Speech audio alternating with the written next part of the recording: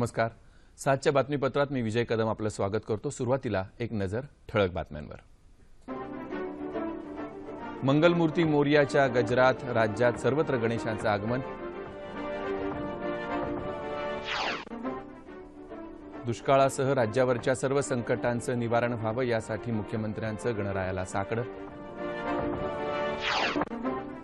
मराठवाडा मुक्ती संग्राम दिनानिमित्त ठिकठिकाणी कार्यक्रम. दुष्काळाविरुद्ध निर्णायक लढ्यासाठी राज्य सरकार सज्ज, मुख्यमंत्र्यांचं प्रतिपादन. कॉम्रेड गोविंद पानसरे हत्या प्रकरणी चौकशीसाठी 2 जणांना अटक.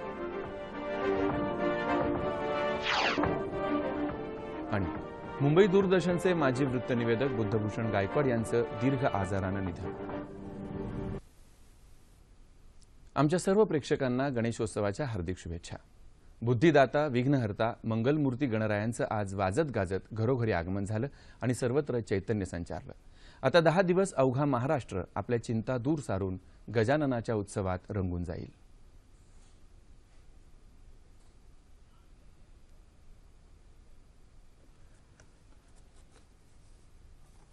घरगुती तसंच सार्वजनिक गणेशोत्सव मंडळात सध्या उत्साहाचं वातावरण असून धूप अगरबत्त्यांच्या सुगंधानं आसमंत दरवळून गेलाय. रांगोळ्या, रोषणाई, फुलांची तोरणं, दुर्वा, शमीपत्र, उकडीचे मोदक या गणपती बाप्पाला आवडणाऱ्या गोष्टी तयार करण्यात आल्यात. 1.5 दिवसांपासून ते 21 दिवसांपर्यंत बाप्पाचं वास्तव्य असतं. पुढचे हे दिवस भाविक गणरायाच्या भक्तीत रंगून जातील. मुंबईलाही गणेशोत्सवाची ऐतिहासिक परंपरा आहे. प्रसिद्ध लालबागच्या राजाच्या दर्शनासाठी भाविकांनी रांगा लावल्या.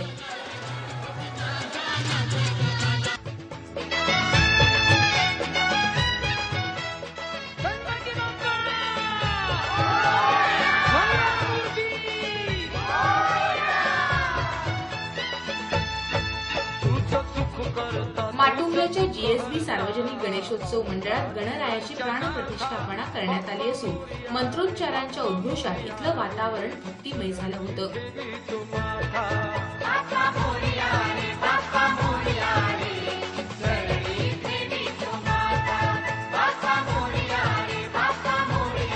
कोकणात ढोल ताशांच्या गजरात पारंपरिक दोरीनं आणि डोक्यावरून गणपती आणण्याची पद्धत आहे. गणेशोत्सवासाठी 2 लाखांहून अधिक चाकरमानी कोकणात दाखल झाले आहेत.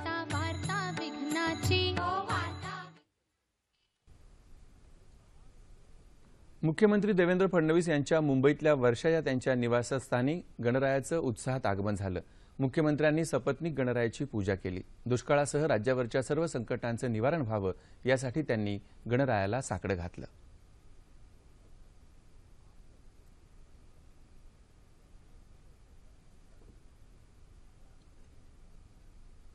की महाराष्ट्रावर जे दुष्काळाचं विघ्न आहे ते त्यांनी दूर करावं आणि या दुष्काळाच्या परिस्थितीमध्ये विघ्नहर्त्यांनी आम्हाला शक्ती द्यावी की या दुष्काळाने होरपळणाऱ्या सामान्य माणसाला, शेतकऱ्याला, शेतमजुराला आम्ही दिलासा देऊ शकू.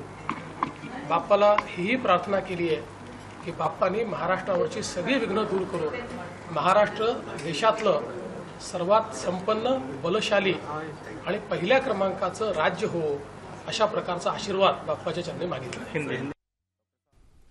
भारतीय जनता पक्षाचे राष्ट्रीय अध्यक्ष अमित शहा यांनी आज मुंबईतल्या लालबागच्या राजाचं दर्शन घेतलं. नागपुरातही गडकरी वाड्यावर गणेशाची प्रतिष्ठापना करण्यात आली. केंद्रीय रस्ते वाहतूक आणि महामार्ग मंत्री नितीन गडकरी यांनी गणरायाची विधिवत पूजा केली. केंद्रीय रेल्वे मंत्री सुरेश प्रभू यांनी त्यांच्या मालवणमधील मेंढ्या गावातल्या घरामध्ये परिवारासह गणेशाची प्रतिष्ठापना करून विधिवत पूजा केली. पुण्यातही मानाच्या गणपतीसह अनेक मंडळांच्या गणरायांचं वाजत गाजत आगमन झालं. कोल्हापुरातही विघ्नहर्त्या गणरायाचं स्वागत मोठ्या भक्तिभावानं आणि जल्लोषात करण्यात आलं. चंद्रपूर जिल्ह्यातल्या भद्रावती इथल्या श्री वरदविनायक गणेश मंदिरात भक्तांची दर्शनासाठी रीघ लागली होती. विदर्भासह इतर राज्यातूनही अनेक भाविक या गणपतीच्या दर्शनासाठी आले आहेत.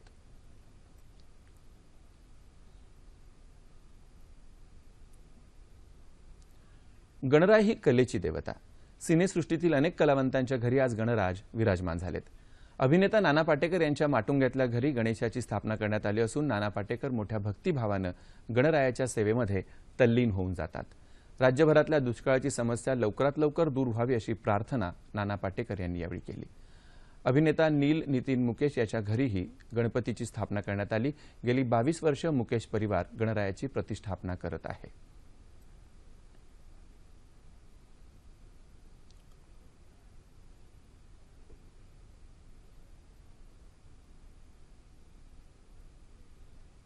माजी क्रिकेटपटू सचिन तेंडुलकर यांनी आज मुंबईतल्या लालबागच्या राजा गणपतीचं दर्शन घेतलं। –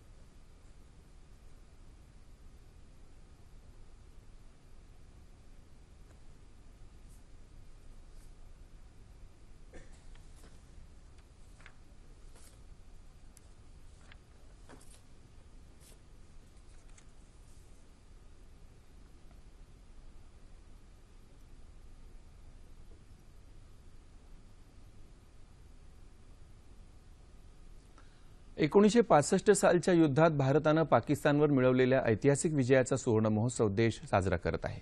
या पार्श्वभूमीवर नवी दिल्लीत राजपथ इथं शौर्यांजली प्रदर्शनाचं आयोजन करण्यात आलं असून पंतप्रधान नरेंद्र मोदी यांनी आज या प्रदर्शनाला भेट दिली। या युद्धातलं भारतीय सैनिकांचं शौर्य आणि बलिदान प्रत्येक भारतीयाच्या सदैव स्मरणात राहील असं पंतप्रधान याप्रसंगी म्हणाले। सुमारे 700 मीटर परिसरात भरलेल्या प्रदर्शनात कच्छच्या रणभूमीपासून सुरू झालेली लढाई ते शस्त्रसंधीपर्यंतचा प्रवास मांडण्यात आला आहे।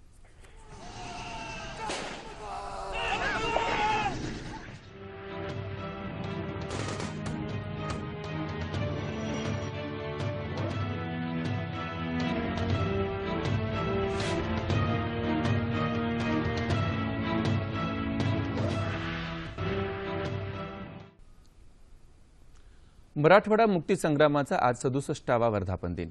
निजामशाहीच्या जोखडातून मराठवाड्याला मुक्त करण्यासाठी अनेकांनी महत्त्वपूर्ण योगदान देत हौतात्म्य पत्करले।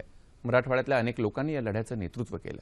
मराठवाडा मुक्ती संग्राम दिनानिमित्त औरंगाबाद इथल्या सिद्धार्थ उद्यानातील स्मृतिस्तंभाजवळ आयोजित मुख्य शासकीय समारंभात मुख्यमंत्री देवेंद्र फडणवीस यांच्या हस्ते ध्वजारोहण झालं। दुष्काळाच्या प्रश्नावर निर्णायक लढा पुकारण्याची राज्य सरकारनं तयारी केल्याचं त्यांनी सांगितलं। मराठवाड्याच्या विकासासाठी राज्य सरकार कटिबद्ध असल्याची ग्वाही मुख्यमंत्र्यांनी याप्रसंगी दिली।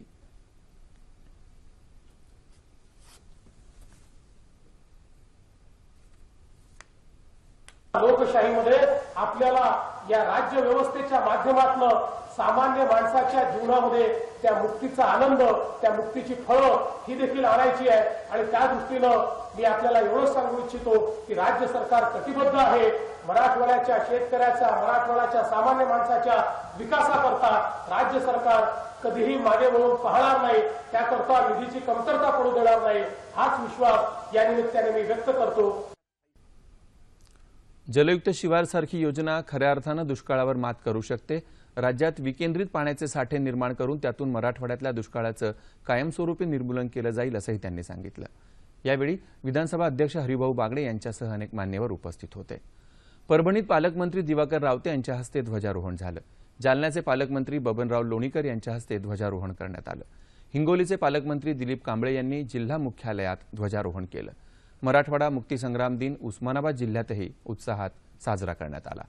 बीड जिल्ह्यात जिल्हाधिकारी नवल किशोर राम यांनी ध्वजारोहण करून हुतात्म्यांना आदरांजली वाहिली। नांदेड जिल्ह्यात मराठवाडा मुक्तीसंग्राम दिनानिमित्त ध्वजवंदनाचा मुख्य शासकीय समारंभ जिल्हाधिकारी कार्यालयात झाला। लातूर जिल्ह्यात जिल्हाधिकारी पांडुरंग पोले यांनी ध्वजवंदन केलं। यावेळी त्यांनी उपस्थित स्वातंत्र्य सैनिकांचा सत्कार केला। कॉम्रेड गोविंद पानसरे यांच्या हत्येसंदर्भात अटक करण्यात आलेल्या समीर गायकवाडशी संबंधित दोघा जणांना चौकशीसाठी आज ताब्यात घेण्यात आलं अशी माहिती विशेष तपास पथकाचे प्रमुख संजय कुमार यांनी दिली। ते आज कोल्हापूरमध्ये पत्रकारांशी बोलत होते। नवी मुंबईतल्या एका युवतीचाही त्यात समावेश आहे। गायकवाड चौकशी दरम्यान दिशाभूल करणारी माहिती देत असून त्या संदर्भात शहानिशा करण्यासाठी या दोघांना ताब्यात घेण्यात आलं आहे। गायकवाड यांच्याकडून 23 मोबाईल हँडसेट जप्त करण्यात आले असून पुण्यातले तंत्रज्ञ त्या संदर्भात तपासणी करत आहेत। तसंच गायकवाडच्या आवाजाचे नमुने गुजरातला तपासणीसाठी पाठवण्यात येत आहेत। नवी मुंबईतून एका युवतीला तर कर्नाटकमधल्या संकेश्वरमधून श्रीधर जाधव याला ताब्यात घेण्यात आलं आहे। मुंबई दूरदर्शनचे माजी वृत्तनिवेदक बुद्धभूषण गायकवाड यांचं आज पहाटे प्रदीर्घ आजारानंतर त्यांच्या मुंबईस्थित मुलुंड इथल्या निवासस्थानी निधन झालं। ते 52 वर्षांचे होते। मुंबई दूरदर्शनवर सुमारे 2 दशकं त्यांनी वृत्तनिवेदन केलं। सिडकोचे मुख्य जनसंपर्क अधिकारी म्हणूनही त्यांनी कार्यभार सांभाळला होता। गेली 3-4 वर्ष त्यांच्यावर कर्करोगावरचे उपचार चालू होते। आज दुपारी त्यांच्या पार्थिवावर अंत्यसंस्कार करण्यात आले. हवामान. राज्यात अनेक जिल्ह्यात आज पाऊस झाला. गडचिरोली जिल्ह्यात काल दुपारपासून सुरू झालेला पाऊस आज दुसऱ्या दिवशीही कायम आहे. संततधार होत असलेल्या पावसामुळे शेतजमिनींना तलावांचं स्वरूप आलं असून नदी नाले तुडुंब भरून वाहत आहेत. पर्लकोटा या नदीला पूर आला आहे, त्यामुळे या ठिकाणची वाहतूक बंद झाली आहे, तर काही गावांमधला वीज पुरवठा खंडित झाला आहे. चंद्रपूरमध्येही काल रात्रीपासून अधूनमधून सरी कोसळत आहेत. अमरावतीमध्येही सकाळपासून पाऊस आहे. सिंधुदुर्ग जिल्ह्यात काही ठिकाणी जोरदार पावसाचं वृत्त आहे. वाशिममध्येही दमदार पाऊस झाला. सोलापूर जिल्ह्यात सर्वत्र मुसळधार पाऊस होतो आहे. नांदेड, हिंगोली, जालना, बुलडाणा आणि औरंगाबाद इथंही जोरदार पाऊस पडत आहे. येत्या 24 तासात कोकण, विदर्भात बहुतांश ठिकाणी तर मध्य महाराष्ट्र आणि मराठवाड्यात बऱ्याच ठिकाणी पाऊस पडेल असा अंदाज हवामान विभागानं व्यक्त केला आहे. विदर्भात तुरळक ठिकाणी मेघगर्जनेसह अतिवृष्टी, तर कोकण, मध्य महाराष्ट्र आणि मराठवाड्यात तुरळक ठिकाणी मेघगर्जनेसह मुसळधार पाऊस पडण्याची शक्यता हवामान विभागानं वर्तवली आहे. तापमान अंश सेल्सिअसमध्ये.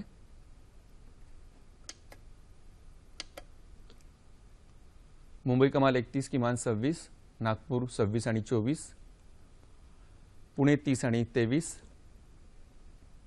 औरंगाबाद 30 आणि 24, नाशिक 29 आणि 22, कोल्हापूर 29 आणि 22, रत्नागिरी 30 आणि 23, सोलापूर 32 आणि 23 आणि अमरावती कमाल 25, किमान 23 अंश सेल्सिअस. शेवटी पुन्हा एकदा ठळक बातम्या. मंगलमूर्ती मोरियाच्या गजरात राज्यात सर्वत्र गणेशाचं आगमन.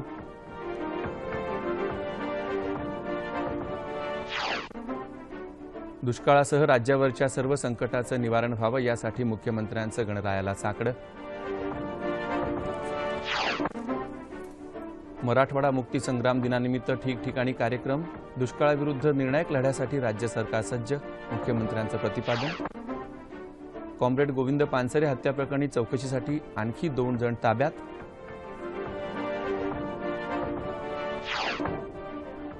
आणि मुंबई दूरदर्शनचे माजी वृत्तनिवेदक बुद्धभूषण गायकवाड यांचं दीर्घ आजारानं निधन. याबरोबरच हे बातमीपत्र संपलं. विघ्नहर्ता गणरायाचा सर्वत्र थाटामाटात आगमन झालं. घरगुती तसंच सार्वजनिक गणेशोत्सव मंडळात उत्साहाचं वातावरण आहे. या उत्सवादरम्यान कायदा आणि सुव्यवस्थेचं पालन व्हावं यासाठी पोलीस प्रशासनानं केलेली व्यवस्था आणि बंदोबस्त याविषयी अधिक माहिती देण्यासाठी पोलीस उपायुक्त धनंजय कुलकर्णी यांना आज रात्री 9:30च्या बातमीपत्रात निमंत्रित करण्यात आलंय. तेव्हा पुन्हा भेटूया रात्री 9:30 वाजता आपल्या सह्याद्री वाहिनीवर. नमस्कार.